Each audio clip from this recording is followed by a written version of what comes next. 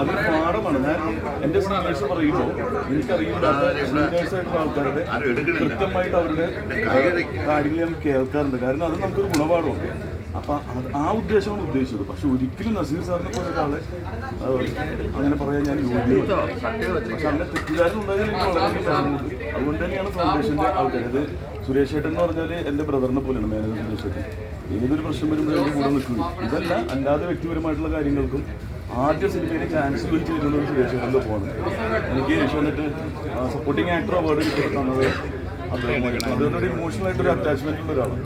അപ്പോൾ അദ്ദേഹം ഇടപെട്ടിട്ടൊന്നും പേടിക്കേണ്ട. എല്ലാം കാരണം വളരെ സ്വീറ്റായിട്ടാണ് നസീർ സാറിൻ്റെ തൊട്ടടുത്ത ബന്ധു ചേട്ടനിമാരും മക്കളുള്ള ഒരാളായ ഫൈസലിക്ക് എന്നോട് പെരുമാറിയതും.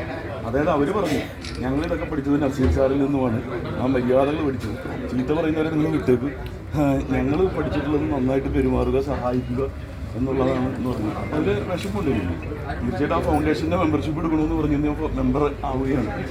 അപ്പോൾ ഞാൻ പറയുകയും ചെയ്തു, ഞാനും അൻസുദാസിന് ആ ഫൗണ്ടേഷൻ്റെ യഥാർത്ഥത്തിൽ നസീർ ഫൗണ്ടേഷൻ അത് ഫാമിലിയൊക്കെ ഉൾപ്പെടുന്ന മക്കളൊക്കെ ഉൾപ്പെടുന്ന എൻ്റെ മെമ്പറായിട്ട് മാറുകയും ചെയ്തു. അല്ല, ഇനിയൊരു വ്യക്തിയെ കുറിച്ചും പറയുന്നില്ല. അത് കൈമർത്തിയുണ്ട്, എനിക്ക് തെളിവില്ല, അന്തരീക്ഷം മാത്രമേ ഉള്ളൂ. പക്ഷേ പറഞ്ഞവർക്കറിയാം, ഉള്ളിൻ്റെ ഉള്ളിൽ എന്തായാലും അറിയാം.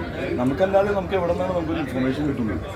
നിങ്ങൾക്ക് തന്നെ അറിയാം, ഞാൻ വേറെ ക്രിമിനൽ കേസിൽ പ്രതിയോ സ്ത്രീ പീഡന കേസിൽ പ്രതിയോ അല്ലെങ്കിൽ മയക്കുമരുന്ന് കേസിൽ പ്രതിയോ ഒരു പോലീസ് സ്റ്റേഷൻ പോലീസുകാരുണ്ട് ഇവിടെ ഇതിലഭിനയിച്ച്. അവർക്കൊക്കെ അറിയാവുന്നത്. ഞാനൊരാളെ മോശമാക്കി വ്യക്തി ഒരിക്കലും പറയാറില്ല. മനസ്സ് വേദനിക്കുന്ന കാര്യം പറയുന്നത് പാപമാണെന്ന് വിശ്വസിക്കുന്നതാണ്. അപ്പോൾ നസീർ സാറിന് ഗോഡ് ഓഫ് മലയാള സിനിമ ഞാൻ ഒരിക്കലും പറയില്ല. പക്ഷേ ഒന്ന് രണ്ട് പേര് വ്യക്തി വൈരാഗ്യത്തിൻ്റെ പുറത്ത് നമ്മളിങ്ങനെ പറഞ്ഞെന്ന് പറഞ്ഞ് ആക്കാൻ ശ്രമിക്കുകയും അത് അങ്ങനെ ഒരാൾ പിന്നെ വീണേർന്ന വളഞ്ഞേർന്ന് എല്ലാവരും ആക്രമിക്കുമല്ലോ. അപ്പോൾ അതൊരു ആക്രമണം ഒരു മേളയായി മാറി. പക്ഷെ ഞാൻ ഇതുവരെയായിട്ടും എന്തൊക്കെ സൈബർ ആക്രമണം ഉണ്ടായാലും ഈ ഫേസ്ബുക്ക്